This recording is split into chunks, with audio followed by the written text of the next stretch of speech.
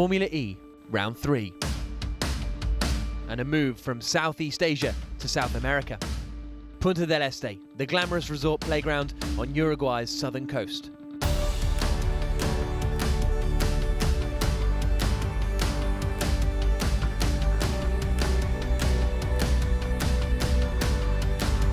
The Atlantic Ocean, the dramatic backdrop for another urban street battle as the championship's temperature begins to rise.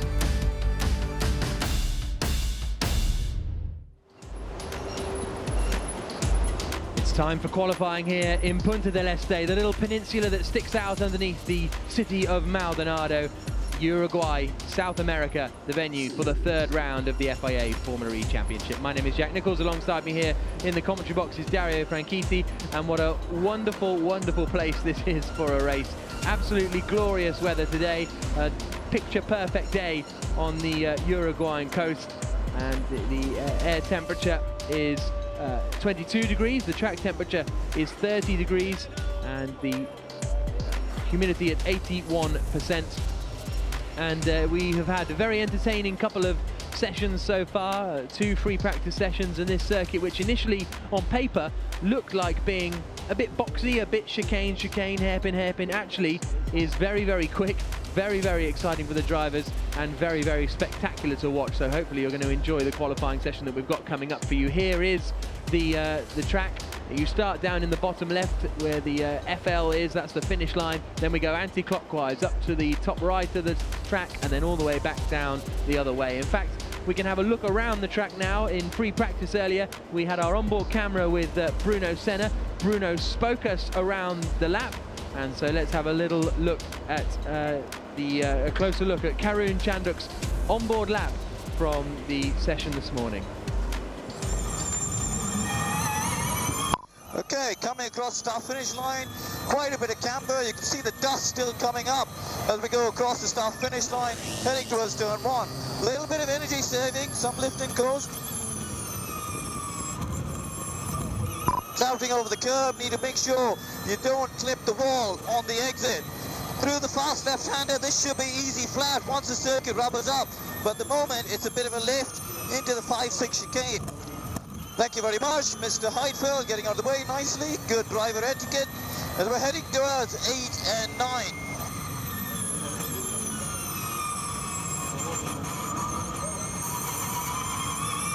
Long left-hander there, waiting for the front end to bite into these next quick chicanes. The third chicane, very, very exciting, very, very quick before this fast left-hander. This is probably the most challenging part of the circuit. The fast right-hander with a bump in the middle, the back end squirming around. Into the fourth chicane, look at that massive commitment over the curbs. It is so much fun to attack that fourth chicane. Towards the final sector of the lap, again, you can do a bit of energy saving here. Ooh, a bit of a lock up on the front left, got away with it. And through the chicane, into the final corner, a little bit of uphill. And then it flattens out to the back of the car, wants to step out of line. Got to keep it in tow and across the start-finish line to complete a lap.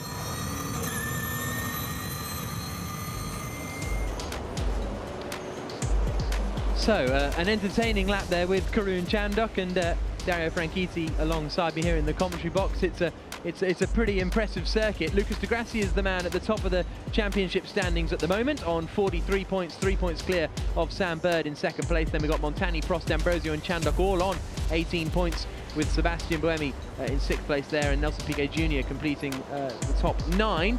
And then we've got Antonio Felix da Costa, Stefan Sarazan, a lot of drivers who in theory would have more points than the amount that they have achieved at the moment. But Dario, the circuit is pretty quick and pretty entertaining for the drivers. Yeah, absolutely. One of the first tracks I think we've seen proper fast corners there. You're seeing that whole turn 3-4 situation with the S's there, turn 12 and 13. 13 in particular, with that bump right in the middle of it, is catching their attention.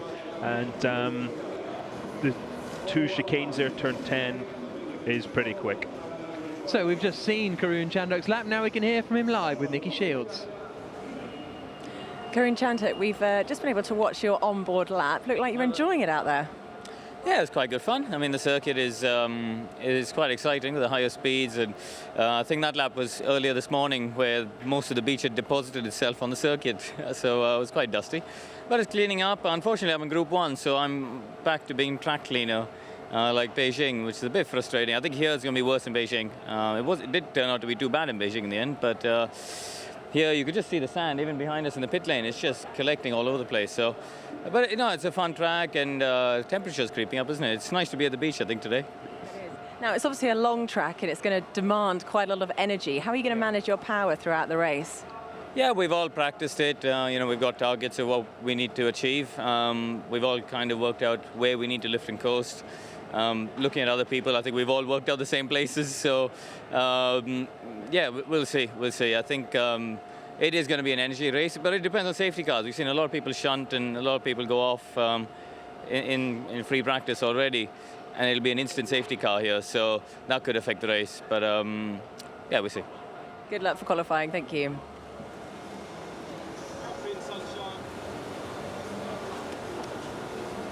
Quite a lot of talk about the amount of safety car laps needed for it to then become a flat-out race. They reckon if you have 5 or 6 laps behind the safety car, then you can run almost flat out for the rest of the race. Yeah, that was the kind of the talk this morning. So that, you know, we don't want safety car, but it'd be nice just to let them sort of have at it and you know, just be able to run absolutely flat out from start to finish. But that being said, when these guys are saving energy, it's like saving fuel. When you would do IndyCar races, people say, oh, you're saving fuel. They've got this vision of you driving along like you're going to the shops trying to get 40 miles to the gallon in your hybrid. You're just changing where you're carrying the speed. It's all about momentum in the corner. So you're maybe lifting and coasting in the braking zone, but then you brake much later and you try and carry more speed in and through the corner. Changes the shape of the corner and the way you would attack that corner completely. So this is the back end of the circuit, the chicane coming up towards turns 14 and 15, and then up towards the final sequence of corner. There's another sort of, it's not quite a chicane in the way that the other chicanes are, but it is ultimately a right-left at turns 17 and 18. There it is. It's more of a corner in itself, and we've seen a few dramas there over the course of the day. And then just below us, there's the final corner of turn 19 that takes them back out onto the start-finish straight, but we can't quite see that there. And these are the qualifying groups then. And so in the first group, it'll be Chanduk, Trulli, Heidfeld, Verne and Abt. They will all get to go out for 10 minutes and try and set a lap time. The quickest lap time if anyone gets pole position. Prost, Buemi, Brabham, Duran and Garcia in the second group.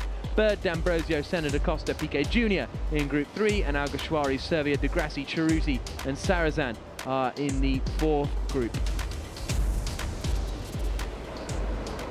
And so there is the beach, and back in the day when they used to have Argentinian touring car races here, your sunbathing would be disturbed, but probably not actually. Here you can keep on sunbathing without being disturbed by the racing. But it's great to see so many fans here as well. The grandstands are absolutely packed ahead of this qualifying session. But how much of a disadvantage is it going to be going out in that first group then, like Karun was complaining about? I hate to say it, but it's going to be big, isn't it? With this, the beach here adds an extra element to it. Normally any street course is going to evolve as the day goes on, or the weekend goes on in most cases. It's going to be, this is changing all the time. It's kind of like the back straight on Surfers Paradise. Every time there's wind, blows in the sand, back on the track. So even between sessions. So groups 3 and certainly group 4, you know, Alguersuari, Servia and De Grassi look to me very, very strong for pole position. Simply, obviously they're very strong packages, but because they're in that group 4, the cleanest track of the day.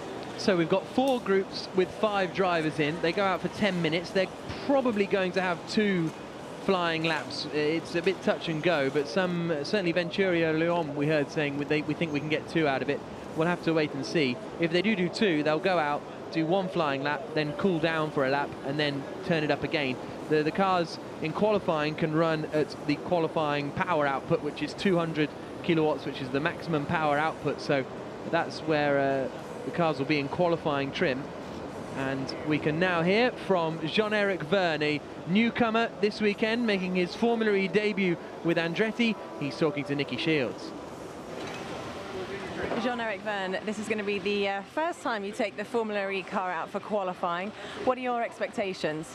I don't know, try to get as quick as possible, and we will see. It will be our first time, but you know, you have to learn everything pretty quickly, but should be fine. We'll see how it goes. And you took the car out for the first time in practice, able to drive it at full speed. What did you think? It's okay. It's okay. We'll see.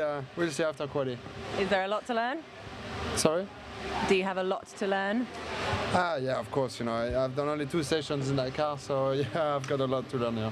I was speaking to Jack Brabham earlier, and he was obviously excited that you were a teammate, but that he's also be able to provide you with some advice on how to drive it. Yeah, definitely. I don't pretend to know everything in that car, especially so quickly. So, you know, I've got some stuff to learn from him, that's for sure.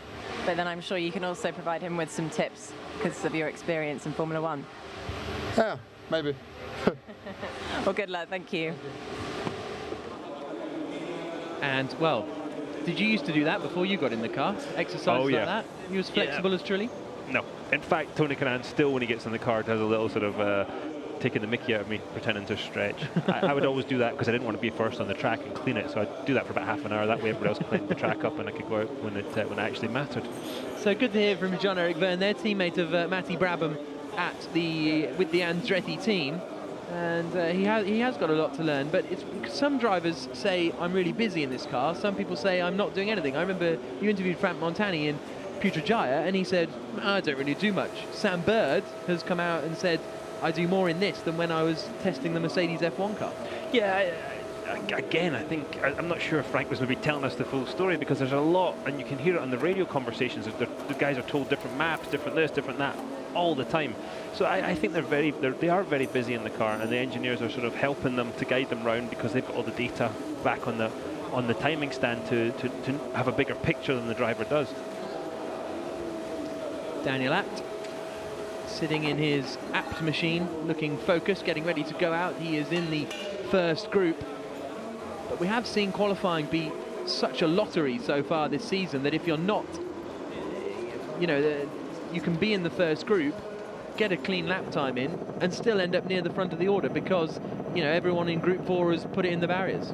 Absolutely, it's not a given. Group 4 doesn't guarantee success there, and as you said, it seems so easy to make a mistake. I mean, look at Sebastian Buemi. He's been quick. He hasn't managed to really put a qualifying session together yet. Nico Prost, on the other hand, was maybe slightly less sort of heralded than you weren't expecting it. 2 pole positions already, so he's going to find it tough today, I will say, though. I think he'll find it tough from Group 2. Yeah, so Nico Prost will be out in the second group. He qualified on pole position in Putrajaya, but had a 10th place grid penalty, so he had to start way down the back. But Sebastian Buemi has started at the back in both races so far. There's Salvador Duran, the Mexican driver, the newcomer to Formula E this weekend at Amlin Aguri. And we can now hear from Sam Bird, the man who won the last race in Putrajaya. He's driving for Virgin, and he's with Nicky. Sam Bird, are you going to be happy with anything less than pole position today?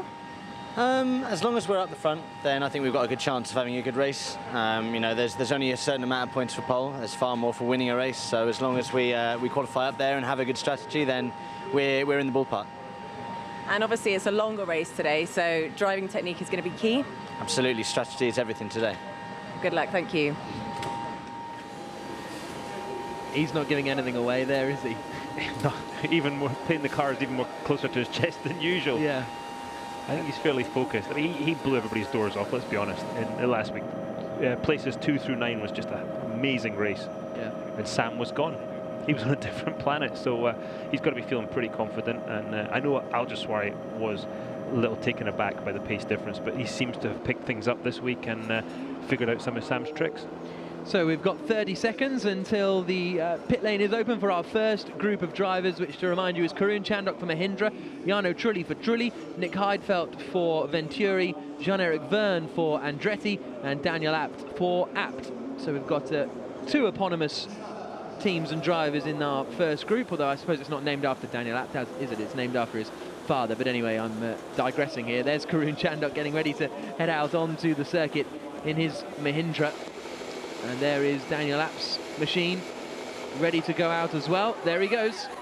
out onto the circuit and straight out there, right at the end of the pit lane, are apt, and they want to get on it as soon as possible. But they've got this, it must be strange to go out and crawl around so slowly to conserve power and then turn it up to 200 and poof, off you go. Well, you know, not particularly, because with certain tyres and certain tracks that was kind of marginal, you would take it easy for that first part of the lap and then build temperature in the second part, or sometimes with some engines that were actually so close to the limit, you would have to do that because you knew when you turned up the boost it was going to be marginal to actually do a couple of laps on them. That was back in the good old days with the big budgets and stuff. But it's the biggest problem these guys are going to face. They go up to turn 1, they're going to be arriving there quicker than any point during the weekend.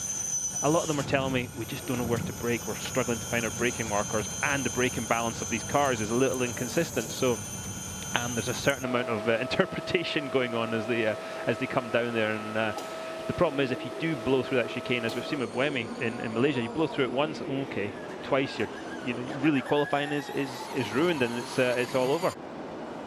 So here comes Daniel Abt up towards the final corner. For your reference, the quickest time we've had so far this weekend is a 1:15.9. So we have often seen qualifying not actually be as quick as free practice, because free practice you get a couple of shots at it, whereas qualifying it comes down to the one moment. So a pole position could be somewhere in the mid-15s, it could be in the low 16s. So it really is a real lottery. A little warmer too. So here goes Daniel Abt starting that lap there. Pretty close to that wall there. So over the start finish straight he comes. I say straight, it's got a bit of a curve in it, and then down towards the first chicane. Oh, locked the rears, but got it in there. Yeah, just about. Well done. We saw Daniel Abt hit the wall in qualifying in Putrajaya, and his car was crabbing around the circuit, but he still managed to get it done. We go on board with him now down to the second chicane at 5 and 6. Again, little correction on the exit. The cars really slide when they're running at this maximum power, down towards the hairpin of 8 and 9 now. Watch it step out when he gets back to power, is he? No. Nice and tidy. Yeah. This is a real fast part of the track starting now. A quick flick at 10 and 11. Now into the left-hander of 12. The cars flash through. Willie left through 13.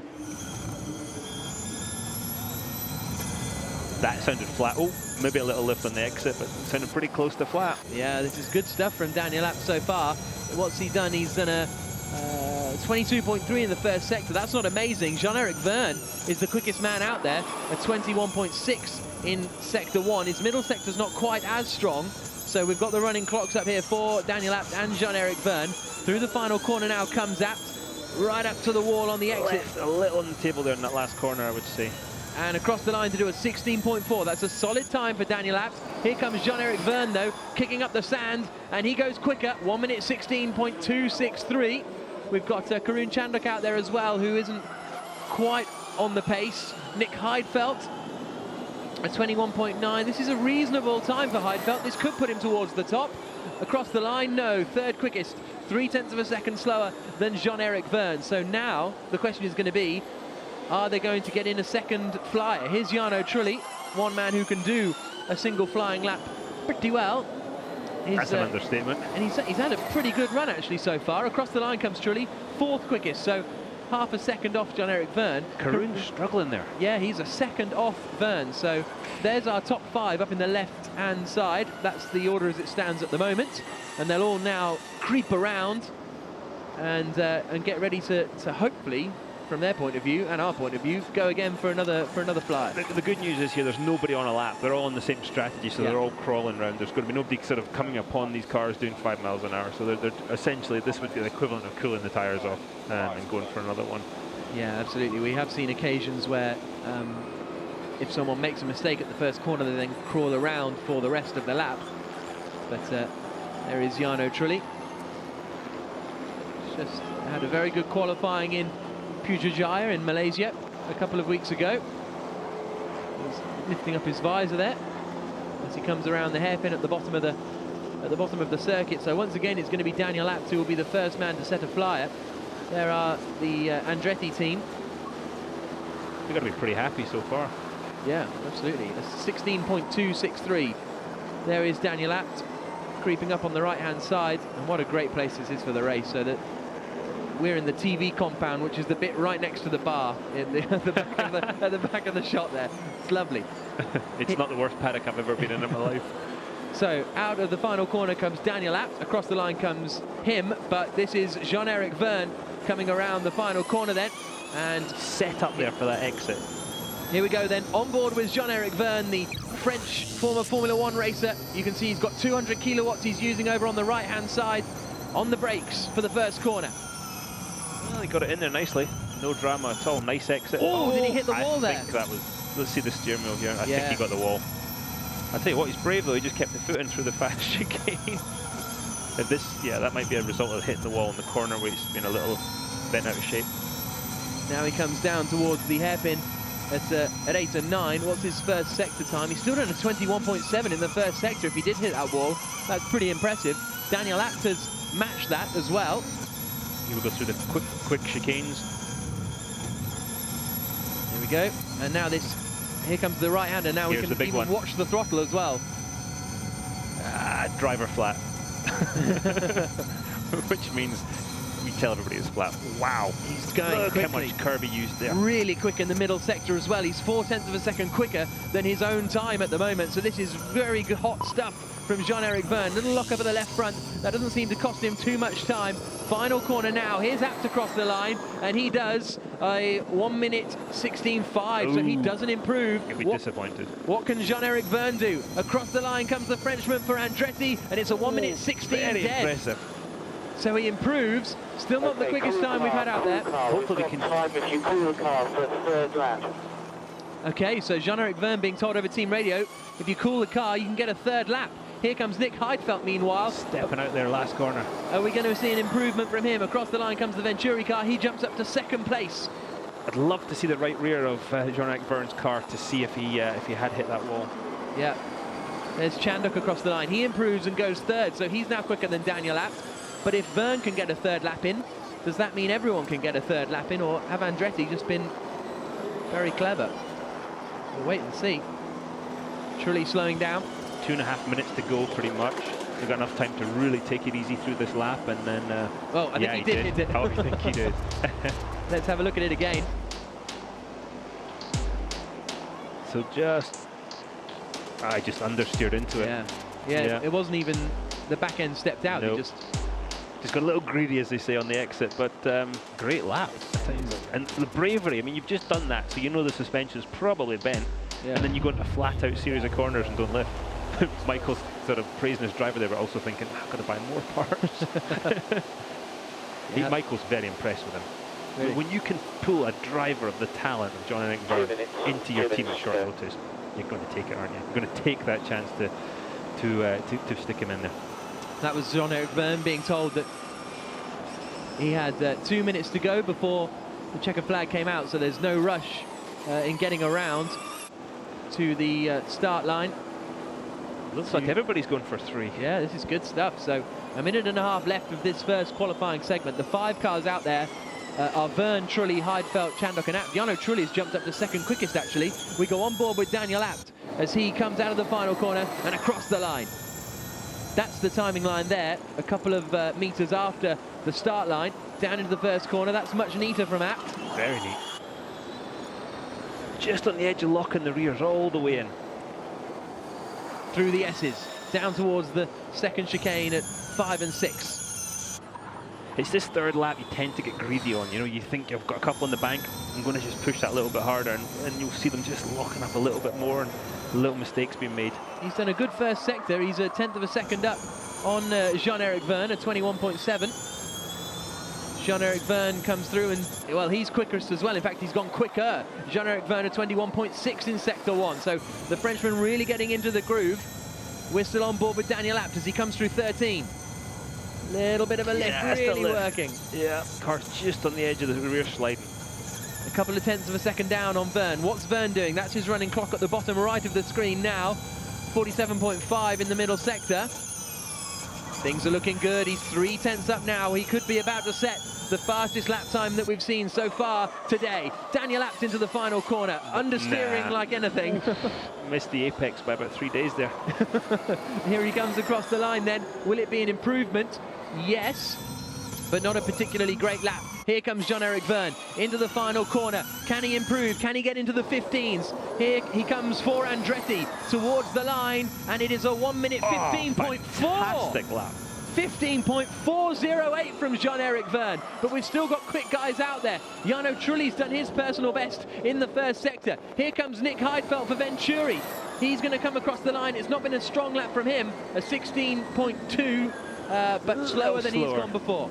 Here's Jarno Trulli clattering those curves as he comes towards the final corner. His middle sector has been sort of all right.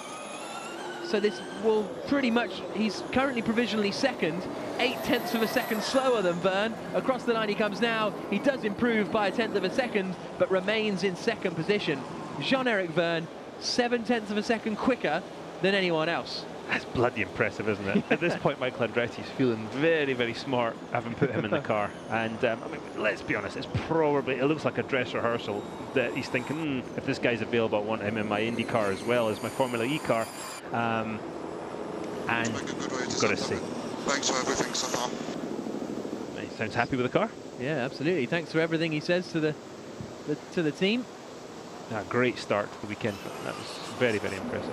Remember your white line on your entry to the pit lane, and Park Fermé will be in the garages unless they stop you at the weighbridge. Okay, copy that. Just for your info, I did touch the wall in the second time lap. Exit turn 2. So I don't feel anything weird, but it's just for you to know. That's more driver speak. I just touched the wall. Copy, saw on the TV.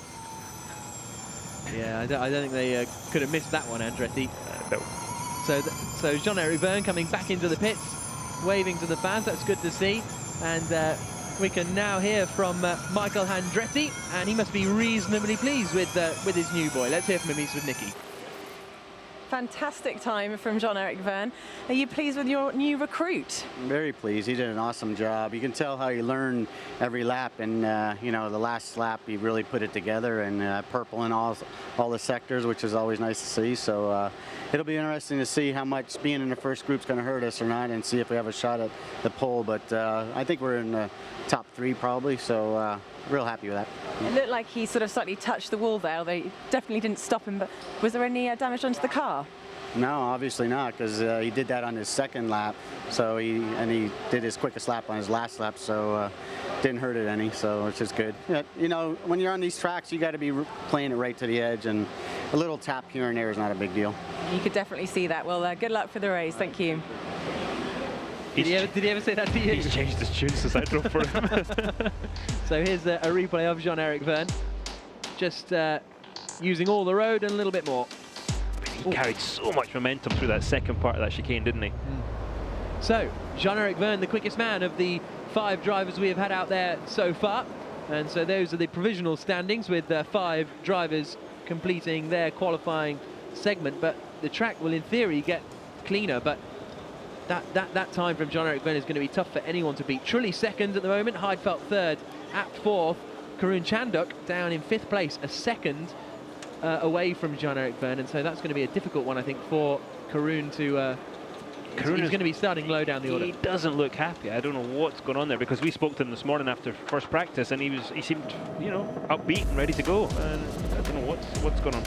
So here's a look at the drivers out in Group 2. Nico Prost, Sebastian Buemi, Matty Brabham, Salvador Duran and Antonio Garcia. Salvador Duran, a newcomer to Formula E this weekend, racing for Amlin Aguri. Same is true of Antonio Garcia, racing for Team China Racing, the Spaniard and the Mexican joining the party. And, well, what a party it is this weekend in Uruguay.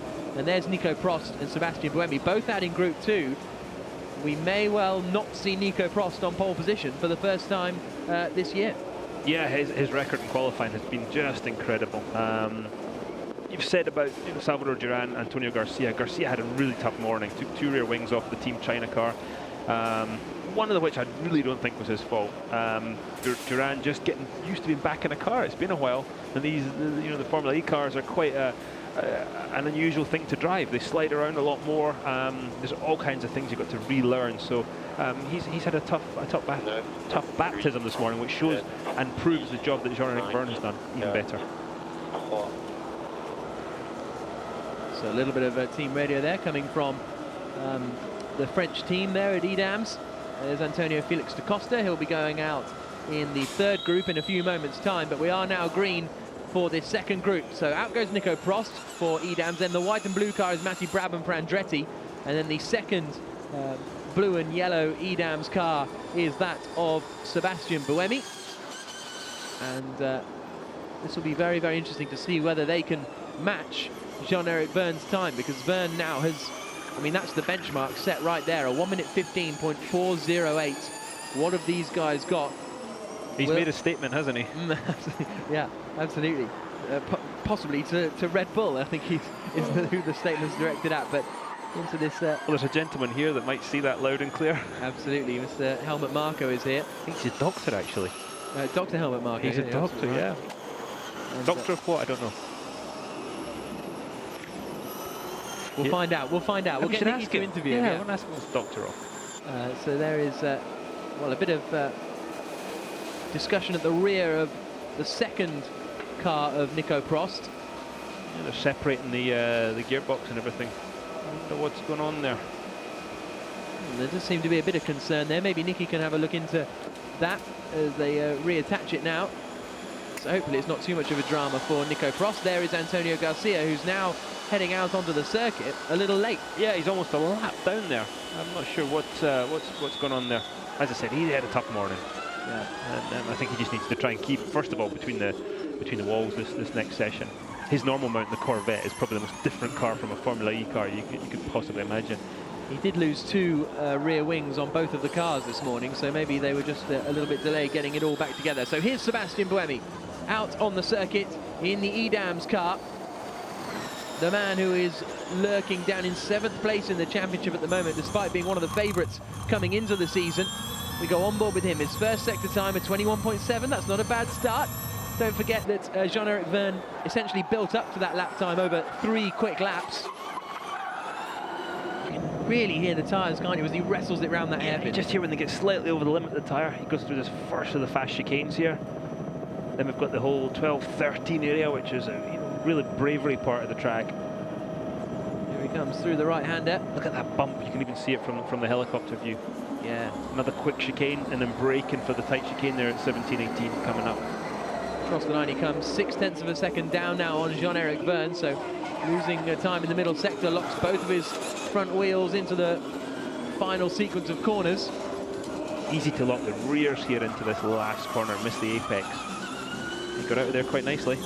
So what's Sebastian Buemi going to do? Across the line he comes. The Swiss driver's first lap time is a 16.0, which puts him second quickest straight away. Nico Prost is coming across the line behind him, and he only goes 5th quickest, a 16.3 for that man there, Nico Prost. 16.0, good first lap. Absolutely. Big banker. Ah, the good doctor right there, behind the professor's nose. There we go. So he is here with a lot of his, I don't know, well, Sebastian Buemi is still a Red Bull reserve driver in Formula 1, but Jaime Alguersuari and Jean-Eric Vergne are, and Matt Brabham is coming back into the pits, so we think he might have hit the wall somewhere. Look at you it can see crabbing. the car's crabbing, yeah, he's hit it. Yeah.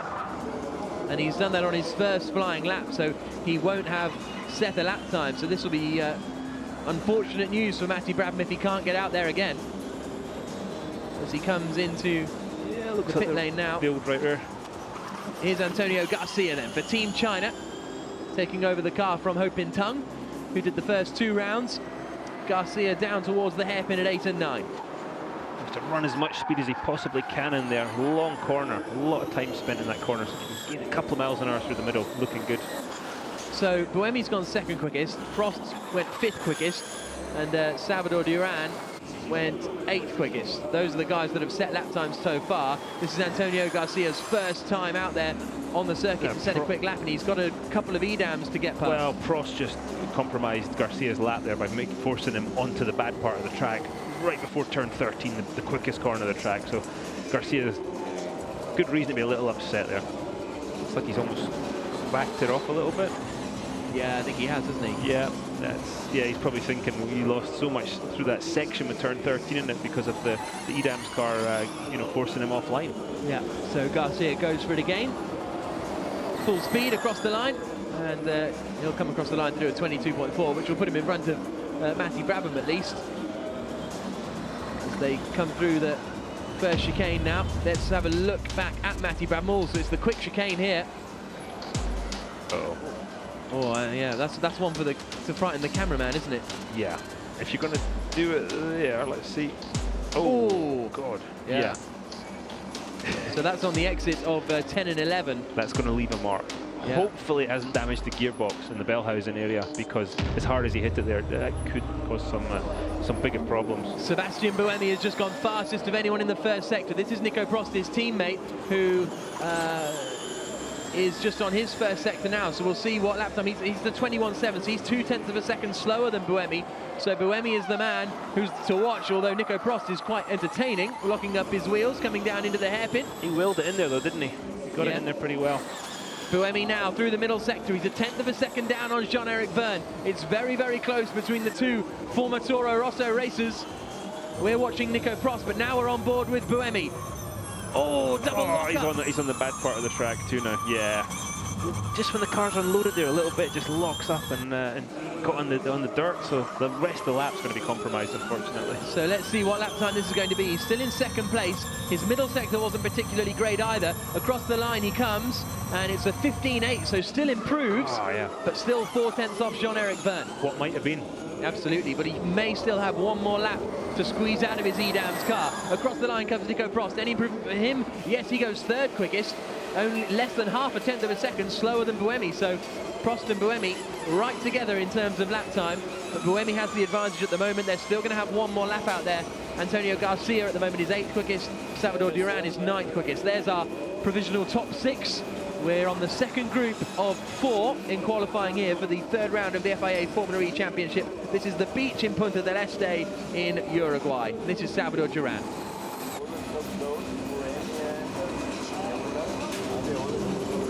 Down into the right-hander he comes, clouting those curbs. It's really a tough thing to expect a driver to come into the series a couple of rounds in and really compete. And again, I'll say it again, Jean-Eric Vergne has done a fantastic job. That's absolutely first class. Across the line comes Duran, who himself has a lot of single-seater racing experience, but from a while ago he's won races in A1 GPs, won races in Formula Renault 3.5. He won, I think, on his debut in 3.5 at Monza. And so he's a very quick racer. Not a bad driver at all. Just, you know, he looks like he's been out of the car for a little out of shape and all that sort of stuff. He's got a bit of work to do. Probably got a last-minute call to get in this thing. So I'm sure he's back in the gym thinking, oh God, I wish I'd done that a couple of months ago. Here's Sebastian Buemi making his way back around the circuit, coming up to the chicane. This is 10 and 11. Just coasting there a little bit, maybe getting some regen, just trying to get any little bit of energy he can for hopefully this third lap. Yep. So there we can see where the track runs from the top up there all the way down to this hairpin down at the bottom, where the road meets with the Calle de Patria. Do you even know the name of the roads? Some of them. God, that's impressive. Not all of them. And there's Matty Brabham out of the car, and it's game over for him, unfortunately. And yeah, hit the wall. It's a shame. Yeah, hit the wall. Looks like exit of turn 11 there. Hit it really hard, and he's going to be starting at the back. But as Michael Andretti said, that's the thing on these street courses. You've got to take it right to the edge. And here goes Buemi on his final attempt at qualifying lap. Okay, so here we go. On board with Sebastian Buemi. Turns it up to 200 and heads down towards the first corner. Onto the brakes. Down into second locked gear. the rear there. Just on the way in, a little bit. Getting up to 150, 175 kilometers an hour. Then on the brakes again. Here comes the first sector split. A 21.6 is the time to beat. Oh, it's a 21.5. This is looking good for Buemi. It's actually slightly slower than his first sector on his last lap. Look at the lack of grip there. You can see how little grip they've got in that area of turn 8, turn 9. Prost is quick as well. Almost the same first sector times. Oh, a bit of a trip. That was a little close. Hit the lift right on the exit. That'll hurt his speed all the way down this fast part of the track. Through 13 comes Buemi. That was flat. I would say Buemi was flat through 13 there. Okay, let's see what... so his middle split is a 25.9, so it's sort of reasonable, but not incredible. Prost is the man who's still looking quicker than Jean-Eric Verne at the moment. Buemi comes into the final corner. The checker flag is out. Antonio Garcia's just taken the checker flag. He'll finish this session in 8th place. But here comes Sebastian Buemi. Has he got enough to knock Jean-Eric Verne off provisional pole position? No, he doesn't. It's second quickest for Buemi. No improvement. But here comes Nico Prost. It's been a great lap from the Frenchman. He comes across the line and goes second quickest. Not quite enough. Jean-Eric Verne holds on to provisional pole for the time being. But yet again, another impressive qualifying performance by Nico Prost. He just keeps getting it done. When the pressure's on, he's getting it done. Pour info, tu es actuellement deuxième temps, tu viens de passer Seb. Par contre, troisième secteur, c'est toujours pas ça. Là, on est plus en panne. Anything, Ah Jack? putain, je suis désolé, je peux pas freiner au 17. Les deux gros freinages, freinage du 1 et freinage du 17, c'est une catastrophe. J'ai fait ce que j'ai pu, mais j'arrive pas à aller plus vite. He messed up the Désolé. corner, he's upset. So they told him that his third sector let him down, and he said that turn 1 and turn 17 was a catastrophe, which I presume means catastrophe. But that would turn 17 would explain his very slow final sector, and that's where it all went wrong for Nico Prost there. He also said, "I'm sorry." Yeah, So there you go, French GCSEs. Well done, mate. So at the end of qualifying 2, halfway through this session now, Jean-Eric Verne is still the man on provisional pole position. 3 4/10 clear of Prost and Buemi, but once again, Prost has out-qualified his teammate Sebastian Buemi, which is very, very impressive. Jarno Trulli currently 4th, Nick Heidfeld currently 5th, but we've still got 10 drivers to head out onto the circuit, and we've got some quick drivers to come as well. Yeah, at least Buemi's in the fight this week. He's somewhere close, you know. This next group, Bird, Ambrosio, Senna, Da Costa, PK Jr., another strong group here. Track's going to have improved a little more. Let's see if anybody's got anything for Jeff. So these are the standings at the moment. In 10th place, technically, is Matty Brabham, but he's not actually classified there because he didn't manage to complete a lap.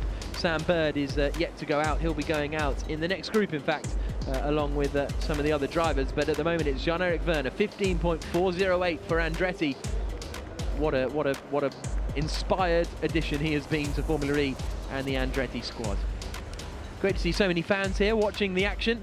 Trackside here in Punta del Este, in eastern Uruguay. There is the Punta, as it were, the peninsula that runs down into the Atlantic Ocean. Now we can hear from Jean-Eric Verne, the man who's currently sitting on provisional pole position. And, well, does he think he'll be able to hold it till the end? Let's hear from him. He's with Nicky Shields. Jean-Eric Verne, you're 0.3 seconds ahead of P2 at the moment. Pretty impressive start. Yeah, I'm really happy, especially those guys, the two Edams and with Seb and Nico. They're really quick. They've been always really quick in the last qualifyings, from what I saw. So I think it's pretty good. I don't know if I'm gonna hold that pole position until the end. The track is improving. We are on the beach, a lot of sand at the beginning, but nevertheless, that was a good lap. I'm happy. I just kissed a little bit of wall, and I was lucky enough not to damage the car and be able to put a good lap time at the end. So you're feeling nervous waiting and watching on the screen? Yeah, I don't like that so much, but it's part of the game, and hopefully I'm gonna stay on top as much as possible. Well, hopefully we'll see you here in half an hour. Thank you. Thanks. So Jean-Eric Verne there. There's the harbour down on the other side of the peninsula to where we are now. It's great here. The weather's a wee bit better than the UK, isn't it, right now? Exactly. Not that we're rubbing it in your faces if you're watching in the UK, but of course not. No, but it's very pleasant here. So Jean-Eric Verne, the man on provisional pole position at the moment. There's Antonio Felix da Costa, who actually went pretty well in the second practice session and managed to get a 7th place finish, despite the fact that Amlin Aguria really struggling to get the best out of the car at the moment. They just haven't figured it yet, have they? They're just not where they need to be. But Antonio Felix da Costa is a very, very quick driver. Another driver who is part of the Red Bull family, and another man who probably has a bit of, maybe not issue with Dr. Helmut Marko, actually, because he's still part of the programme, but he certainly had a very strong junior career, has Antonio Felix da Costa.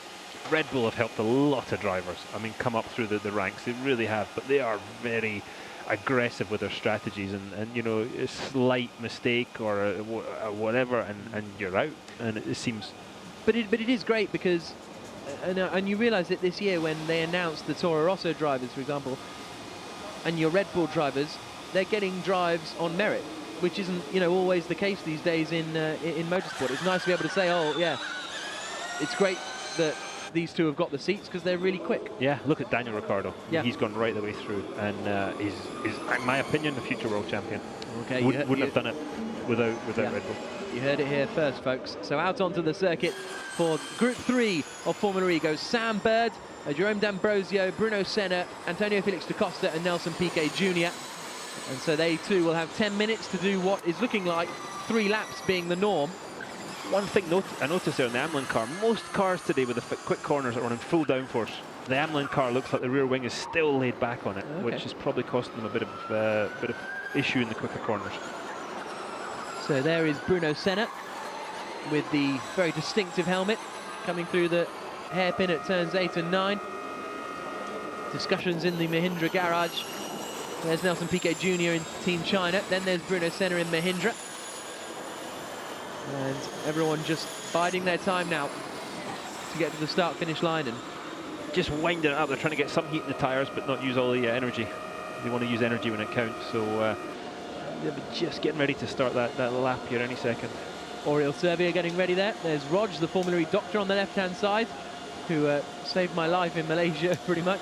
But Oriol Servia getting ready to head out. He'll be in the final qualifying group. So who are we going to have then? It's going to be the Amlin car, is it? The first one to start a flying lap. Antonio Felix da Costa at the wheel, followed by Jerome D'Ambrosio in the silver and black Dragon Racing car. Very good looking car that the Dragon team have put together. Team run by Jay Penske, but already on his way is Nelson Piquet Jr. then down into turn 1 for Team China. Stepped out just a little bit there on the exit. Let's see what his first sector split is going to be. Through the S's and then into the second chicane at 5 and 6. And then we'll get our first sector split. Looks good over the curbs. Not a great split though. No, 9/10 of a second down. That's why it looks good over the curbs. Into the hairpin comes Piquet Jr. Ran it in there well, might have lost a little bit on the exit though. So who else have we had out there? Bruno Senna's done a pretty decent first sector. Sam Bird has done a 21.6 in the first sector. That's a very good first sector split. We've got his running clock going as well. So Piquet Jr. comes through 13 and he is 2 seconds down now. But Sam Bird is the clock to watch.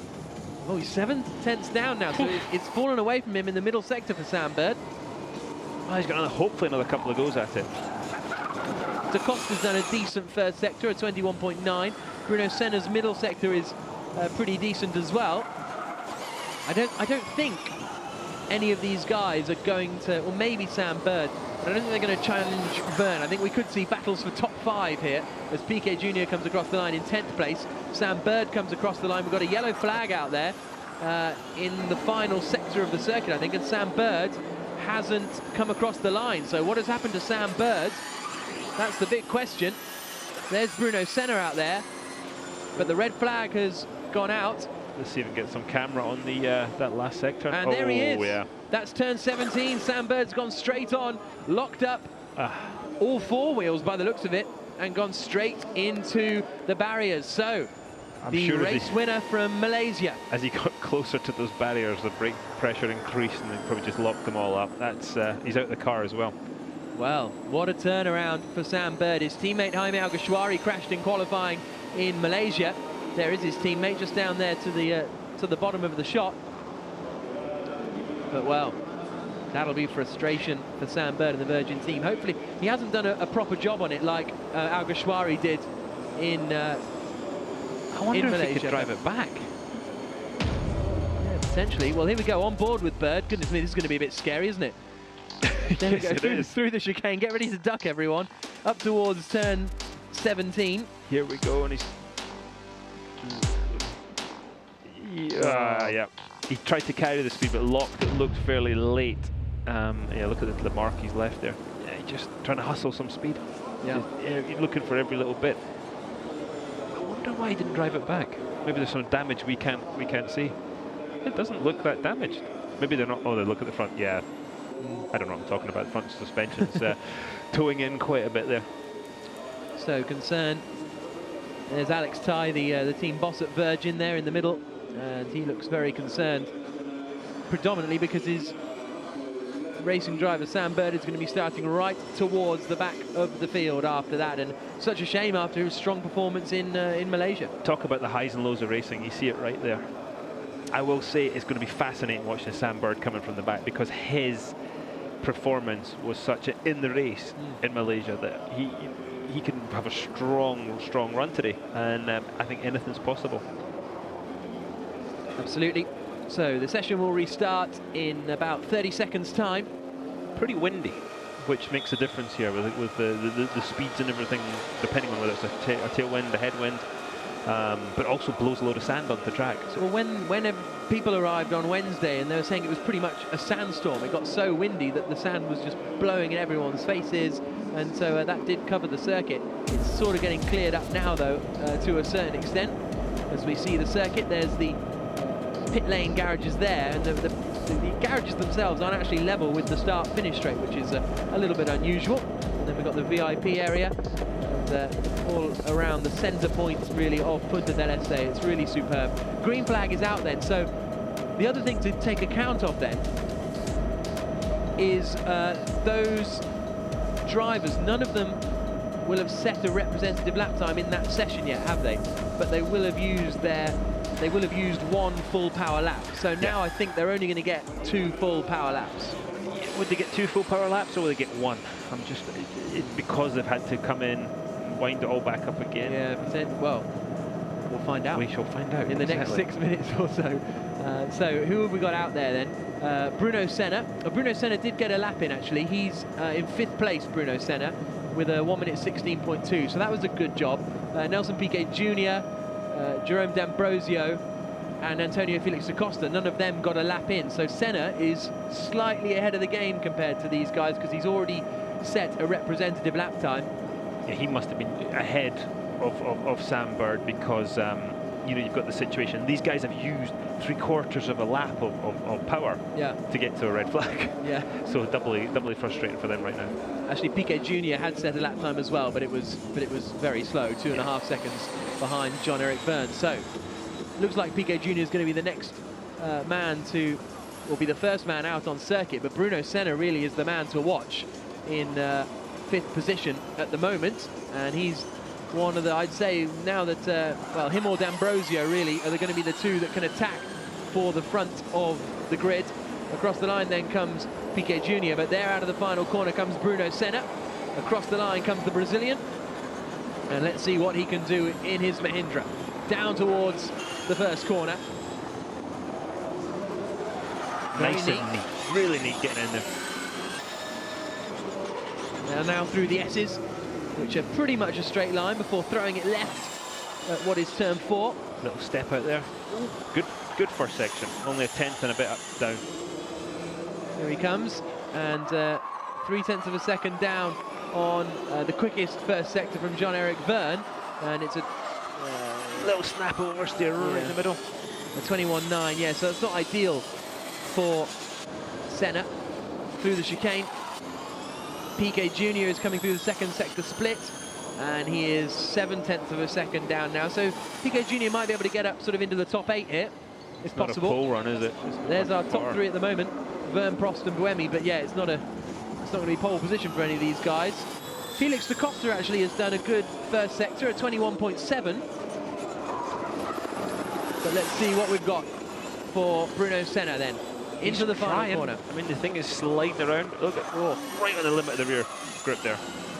Piquet Jr. goes 5th quickest then across the line. Usurps Bruno Senna. Will Senna then retake that position? No, he remains in 6th place. So that was good work from Nelson Piquet Jr. Here's Jerome D'Ambrosio. He's about to come across into the pit. Sector was about 4 seconds off the pace. His first sector was a couple of seconds off the pace, so maybe it's the problem. There's Antonio Felix da Costa across the line in 10th position. And look how little wing that Amlin's running. And da Costa, we think, might... And there he is. That happened when he hit the apex curve a little too hard, pushed him a little wide, got him into the sand there essentially, and off he went. So happened early in the laps. Just shows how difficult it is and what a tightrope all these drivers are walking. So here are the standings then. Jean-Eric Verne, the quickest man of anyone at the moment. We've still got the green flag out, but the drivers have mostly come back into the pits. So we've still got, it's just Senna and Piquet. Senna, Piquet and Da Costa we've still got out there. D'Ambrosio's come back in because he hit the wall. So Da Costa didn't hit the wall, it was D'Ambrosio that hit the wall. So it's these three, Piquet, Senna and Da Costa, the three men who are still out there in Group 3 of qualifying. 2 minutes to go, so they'll all get this one final lap in. Here comes Nelson Piquet Jr. He had to correct her, hit the curve a wee bit in that second apex. We get the first split after this second chicane at 5 and 6. Here it comes. And it's a good one, 21.6. Wow. That is a good one from Piquet Jr. Oh, a big lock up on the front right, though. Is that going to compromise him? He kept it on line. Yeah. Kept the momentum going. We've got Senna's split down there as well, the running clock in the bottom left. So keep an eye on that one. Flashes through. That's like swimming pool at Monaco now. Look how aggressive Piquet was changing direction there. Through 13 comes Nelson Piquet Jr. He's only 3/10 down, so this could be top 3 potentially. He wheeled into that chicane. Down towards the final. Oh, he's got Antonio Felix da Costa going really slowly up in front of him. Hopefully da Costa will get out of the way. Through the final corners he comes. Yes, good work from the Portuguese racer. Lets his Brazilian counterpart through. Here comes Piquet Jr. then. Can he get himself up into he's 5th at the moment. Can he challenge the top 3? Across the line he comes. Second quickest well done for Nelson Piquet Jr. Best of anyone in the final sector. Really impressive. Meanwhile, Bruno Senna's had a bad middle sector. Yeah, I think he's hit something. I tell you what, that was a commitment lap from Piquet. Yeah. Proper commitment. Really very impressive. Yeah, we like that. So Bruno Senna, now is he going to come into the pits here? Or no, he's got enough juice for one more flyer. So this is where it went wrong for Senna, down at the hairpin. Oh yeah, where's he off to? He's off to Paraguay. Back to the airport, yeah. Well, he didn't hit anything, so he's got that chance for that one more lap. So we've got Senna and da Costa who are out there. We're on board with da Costa. Flying, and he's in the wall. Oh, he's hit that hard. He might get away with that because he hit it so sort of square on. Yeah, we'll soon find out. He's loading up that corner for the first time since hitting the wall. Again, look at the bravery, straight on it. He's 1.3 seconds down, wow! That was floating. That just floated for most of that chicane. He's wondering why he's not parked in the wall there. Well, that is impressive from da Costa to have got away with 2 moments like that. The checker flag is out. Bruno Senna's done a 21.7 in Sector 1. That's not bad. Da Costa's still going. He says, I might as well finish this lap. I've come this far and survived. Across the line he comes, and it's a 17.9, so he remains in 10th position. But the car still has 4 wheels on it, much to his amazement. Exactly. And ours. So where is Bruno Senna out on circuit? He's slowed again, is he? Yeah, he's slowed again. Yeah. So something must have gone awry once again for Bruno Senna out on the circuit for Mahindra, and that'll be his session over. But 6th place at the moment with only 5 cars left to run. Such a good first section. Yeah. Group 4, and you can hear the crowd applauding as they come back into the pits. That's an unusual sound, isn't it, in motorsport? But into the pits then comes Senna, and these are the provisional standings at the moment. Verne and Piquet Jr. provisionally on the front row, with Prost and Buemi on an all EDAMS 2nd row. Jarno Trulli in 5th place. And here's what happened to Senna. Oh, the hairpin again. He got it in that time, got it into the corner, but yeah, just lost. Yeah, a little wide on the 2nd apex. And this was da Costa's adventure. Wow, that was a hard hit, that, and then of course the next chicane as well. He just kept the foot down though. Really, really brave.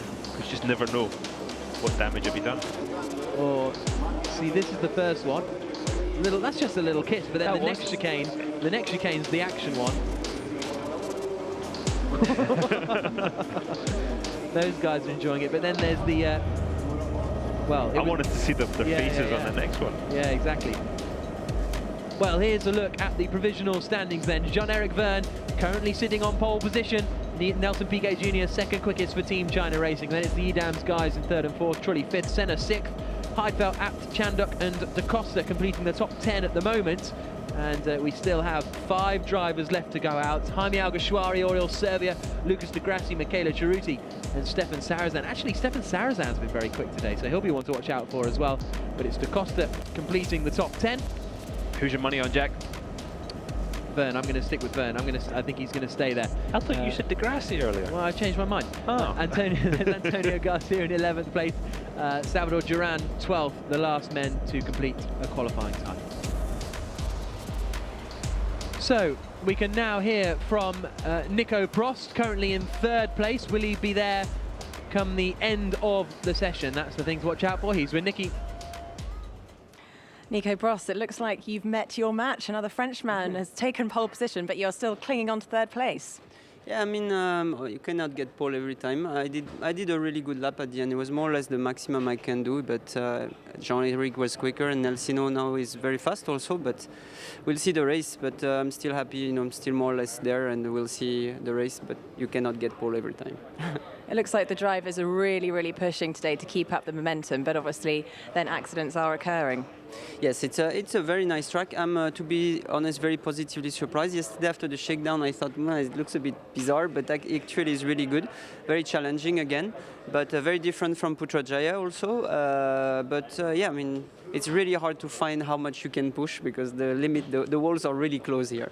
Thanks very much. The walls are really close here. It's almost like it's a street circuit. 1 minute to go until the final group heads out onto the circuit. Can anyone depose Jean-Eric Verne? Who's your money on then? Alguersuari. Okay. Yeah. Well, I just think the track's improved and he was good this morning. And yeah, as I said, he's been studying between the races. These are the guys that will be heading out then. Jaime Alguersuari, Oriol Servia, Lucas de Grassi, Michela Ceruti and Stefan Sarazan. That is Oriol Servia, the man who started in Putrajaya on pole position. He qualified 2nd quickest. Nico Prost was demoted down the grid, and it was pole for Oriol Servia. It was a shame whatever happened. Oh yeah, because he hit the wall, Jerome D'Ambrosio, because that Dragon car was looking quick as well. But he will be starting down the back after an accident. But just 20 seconds left before the final qualifying segment gets underway, and we will find out who will start the 3rd Formula E race on pole position.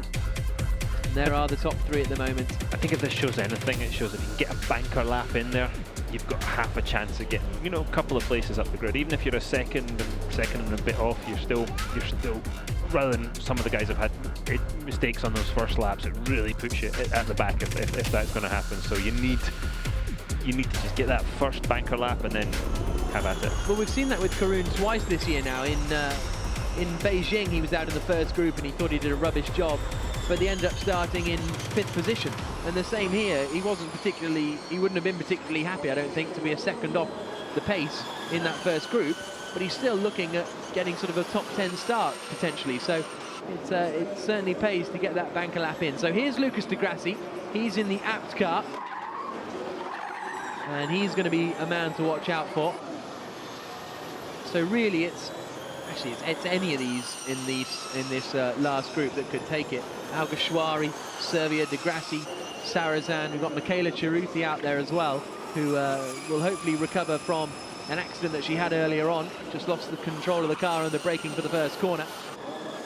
They all seem to. The other thing is, they all seem to sort of gun it on their outlap more so than they don't crawl around like they do. You've got to get tire temperature in it. You got to pressure and temperature in it to get everything working, and there's definitely a trade-off there. You know, using power to do that. But you've got to get everything up to temperature, otherwise you're just going to slide off. So I think we've seen people are getting the hang of it now. They know what they've got to do pre and during the qualifying sessions.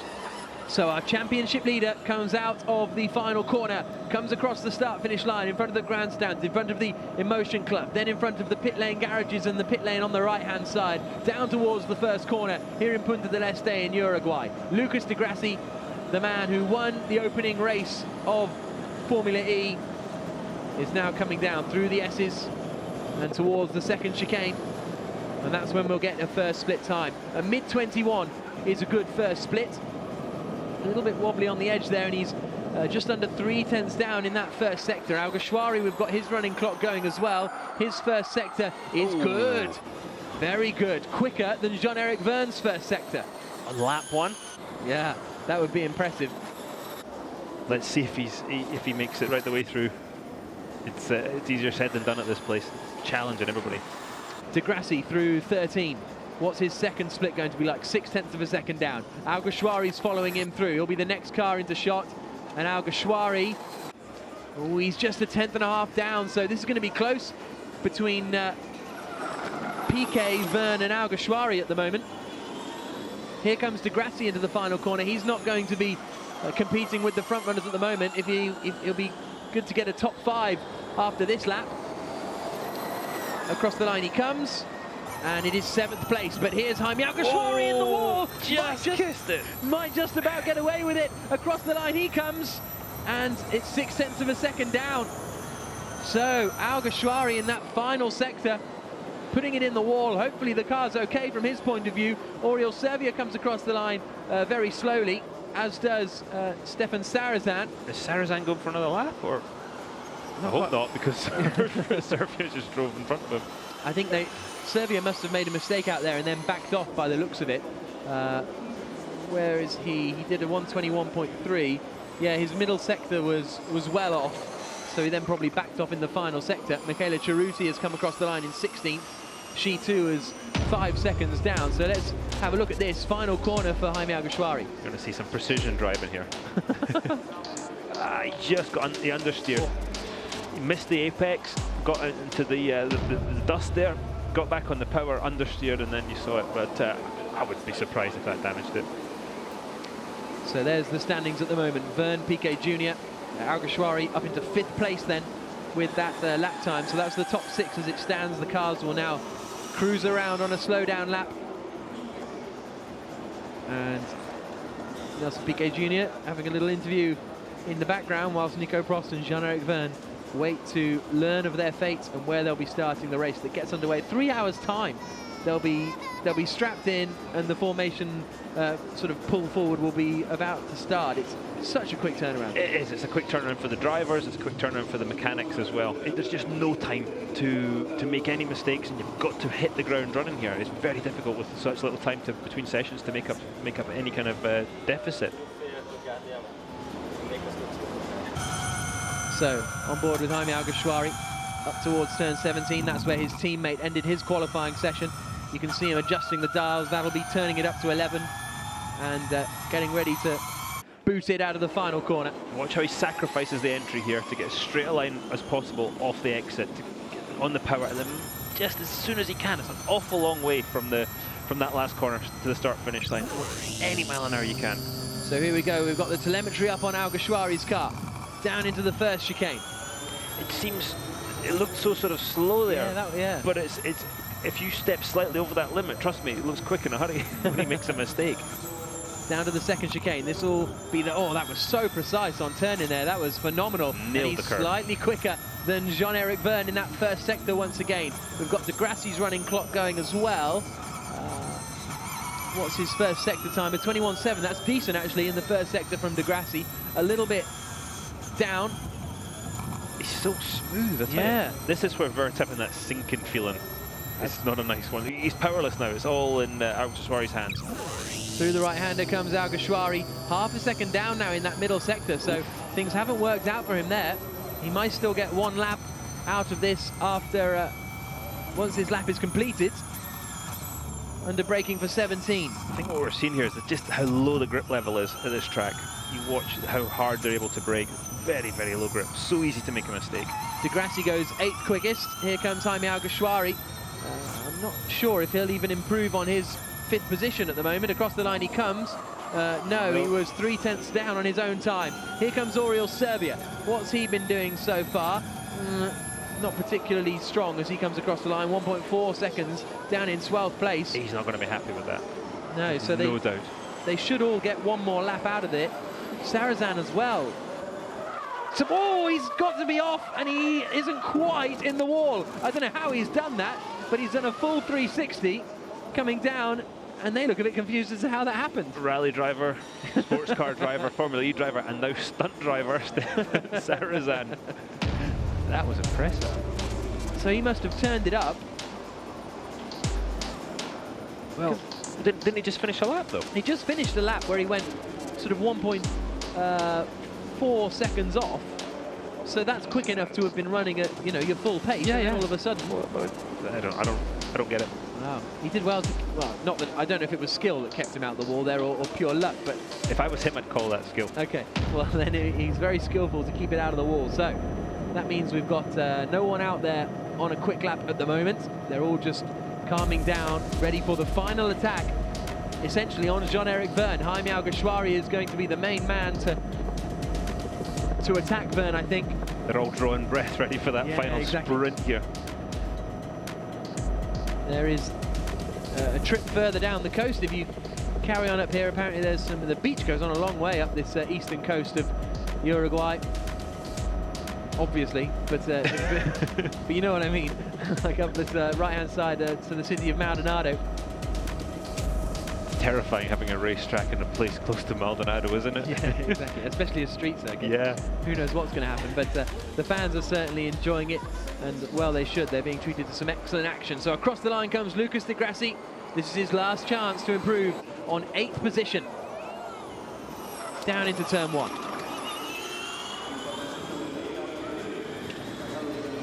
The Brazilian and his teammate is Daniel Abt, could only manage 10th quickest as he clouts the curbs. Yeah, not a bad first split. Not setting the header on fire, but not a bad first split.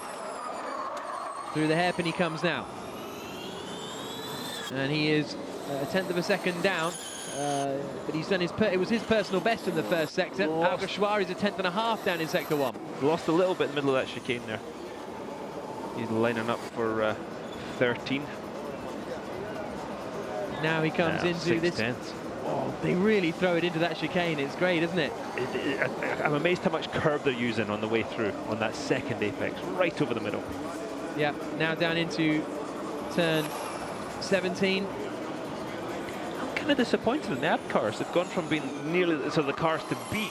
Yeah. And now you look at Daniel Abt in 10th, and Di Grassi, God, it's a long way to that finish line from that last corner, isn't it? Here he comes across the line. Any luck? It's 6th place, so an improvement for Di Grassi. What's Alguersuari got? Currently in 5th position. He hasn't had any personal bests. Unless this final sector is stonking, it's not going to be any better. Alguersuari across the line. What can he do? It's 5th position still. Now Oriol Servia comes out of the final corner, wrestling with the car. I think he's hit the wall. Okay. Servia, I would say, just angle the steering wheel. He's had a wee bump with the wall there. He takes the checker flag and remains in 12th place. Yeah, the car doesn't look quite right, actually, does it? Let's have a look. Let's have a look at this right rear.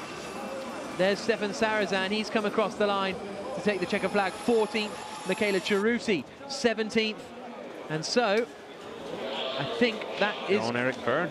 Jean-Eric Verne, the man in the middle, on pole position in his first ever race in FIA Formula E.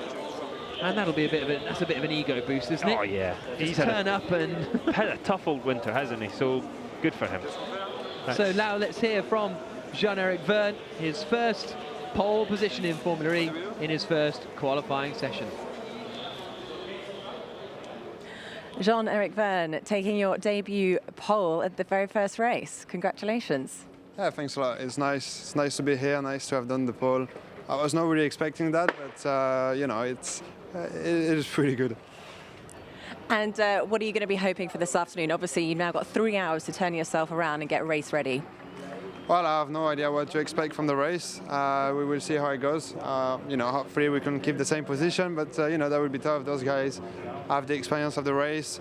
I've never done any driver changing, you know, from one car to the other one, so I've still got plenty of unknown for me, and hopefully everything will go smooth. And what conversation are you going to go back now and have with your garage? I think I will congratulate them. You know, they really helped me a lot to get as quick as possible in the rhythm, and they did a good job. The car was good to drive, obviously, and no, yeah, I will keep them pushing to make a good job in the race. Fantastic. Well done for a great result. And now I think we're going to go and have a chat with Piquet. Nelson Piquet Jr., congratulations, P2. Yeah, it's been getting better, you know. Obviously, I haven't been in the car since day one of the development, so every day and every race I've been getting more and more used to it. So it's been great to see the progression, not only me and the team, everybody together. So I'm happy and looking forward to the race now. And it looks like you've kind of turned it around since the testing at Donington. Yeah, no, obviously it took a while to get used to the car, obviously, you know. I was always a few days back, but China, we were really quick. We were going to finish P2 if it wasn't for the incident at the end of the race, and now it seems like we're going to have a good race too, so looking forward to it. And obviously, unfortunately, you didn't get to finish the last race, so I'm sure you're hoping to finish this one today. For sure. We need to finish a race, and for sure a podium would be great for Team China and all of our sponsors. We've been really pushing hard, and yeah. And are you treating this a bit of a home race as well for your Brazilian fans? I mean, yes and no. I have never been here before. It's a beautiful country. I'm sure there's a lot of Brazilians watching, so it would be great to have a good podium or even a win over here. Well, all the best for the race. Thank you. So great to hear from our top two, Vern and Piquet. Nico Prost will start in third place. And the amount of different teams in the top 10 is incredible. Apps have got 2 cars in the top 10, so have Edams, but that's it. We've got Andretti, China, Edams. Then we've got in 5th place as well. Well, we'll have a look on the results in actual fact, and you can see it for yourself. There is Jean-Eric Verne for Andretti then taking pole position after qualifying here. Then we've got Team China with Nelson Piquet Jr. in 2nd place, the 2 Edams cars, Jaime Alguersuari for Virgin, Lucas de Grassi for Abt. Then we've got Trulli for his own team, the Mahindra car of Bruno Senna in 8th, Venturi in 9th with Nick Heidfeld, and Daniel Abt completing the top 10. So it is incredibly competitive, a second covering the top 11 drivers. But, you know, some surprises down there. Servia and Chandler in 11th and 12th, Sarazan in 14th, Sam Bird and Jerome D'Ambrosio, they're going to be the ones to watch, aren't they? 18th and 19th positions. They really are. Watching these guys coming through the field, if they can. It's a track I don't think is going to be easy to pass on. There's no sort of massively natural passing points, so you're going to have your work cut out for you to get through the field. Tactics are going to play a part, as they always do in any race. Yeah, fascinating afternoon ahead, and I think certainly Sam Bird, D'Ambrosio and Matty Brabham are not going to be happy not having actually completed a lap in qualifying. And there is Sam Bird making his way back down the pit lane. And what a disappointed and forlorn figure that cuts. But we can now hear from Nico Prost, who will start 3rd on the grid. And he managed to hold on to that 3rd place spot throughout the last session. So Nico Prost, so you are still happy with 3rd position? I mean, yes. I mean, it looked this morning like it was going to be tight. So, you know, you cannot be disappointed with P3. To be honest, I did the maximum I could with the car today. I was not very comfortable in turn 1 and turn 17, and I think that's probably where I lose the lap time. But I think the lap time from Jean-Eric would have been very hard to catch anyway. So, yeah, I mean, I'm in a good position to start the race, and I hope I can do a good race and have a good result. We did hear you actually talk on the radio about, I'm not entirely sure what you were saying in French, but there was a problem with those turns. Yes, I said to my engineer, I don't understand, there's something I can't understand. I'm locking the front wheels, whatever I do in these 2 turns, and so we need to find out if maybe it's a problem or something. But for sure, since this morning, I don't have the same feeling with my brakes as in the other tracks, and I'm quite a seriously picky person with the brakes. Hopefully we find something. And in terms of the actual track evolution by now, has it cleared up? Is there any sand left on? I was really surprised already this morning. There was not so much sand left. Yesterday in the shakedown was really, really strange. But you know, it's cleaned up. And like I said this morning, I think it's turned out to be a much nicer track than I expected. And a lot of people now showing up, so it's really good. Fantastic. Thanks very much. Good luck. So Nico Prost starting 3rd on the grid then, right behind the pole man, Jean-Eric Verne. And we haven't had a pole position winner yet, so that'll be interesting to see whether that transpires this afternoon. Lucas de Grassi leads the championship. He will be starting in 6th on the grid. Sam Bird, 2nd in the championship, will be starting 18th on the grid. Nico Prost in 4th position is probably the man who's most likely to climb up the order once the racing gets underway. Antonio Felix da Costa there down in 10th place. Jaime Alguersuari, I think, will be very frustrated because he seemed to have the pace to take pole position, but wasn't quite able to do it. So, an entertaining qualifying session. Jean-Eric Vergne will start on pole position. Let's have a little look back at the highlights of that session.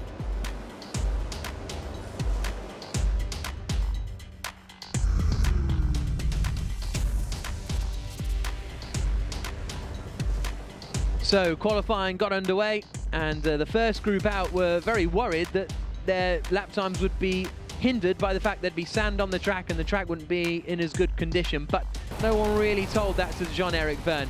Before we got underway, there was time for a couple of selfies with Nico Prost. Jean-Eric Vergne was looking pretty chilled initially. Daniel Abt headed out onto the circuit. He struggled a little bit.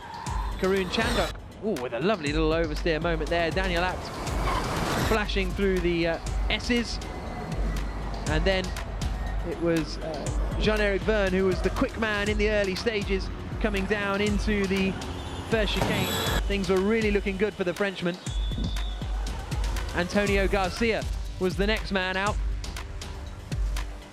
and he had a difficult start to the sessions, having lost both of his front wings in the early stages. And there was Dr. Helmut Marko, who's come along to have a little watch, as Sebastian Buemi then went out in the second session, and into the wall quite heavily there went Nico Prost, but he managed to get away with it and remain third quickest. There were nerves, and there's Matty Brabham. He hit the wall in the early stages as well, and Nelson Piquet Jr. then headed out onto the circuit, and he was looking very quick, but not quite quick enough. There were problems for Sam Bird, though, as he came up towards turn 17. Locked up, and straight into the barriers. Didn't even manage to get a good lap time in. Karun Chandhok was having a spot of lunch, watching the rest of the drivers out there on the circuit. Jerome D'Ambrosio hit the wall pretty hard there as well. But Nelson Piquet Jr. was really on it, throwing the car around, and he ended up managing to finish high up the order. Bruno Senna made a mistake twice at the hairpin, which means he'll only start in 8th position. Then we had Da Costa hit the wall once at the chicane, and that was the reaction predominantly to the second bounce of Da Costa, which was even more spectacular than the first. Then it was all down to the final group of qualifying. Oriol Servia drifted his way all the way around the hairpin. That's incredible. And then Jaime Alguersuari tapped the wall on the exit of the final corner. That cost him provisionally pole position. Lucas Di Grassi could only manage 6th quickest in the end. The championship leader will be reasonably happy with that. Stefan Sarrazin lost control of his Venturi coming down into the first chicane after he'd already finished his lap. But it was that man, Jean-Eric Vergne, who held on to pole position, and he'll start there for the race this afternoon.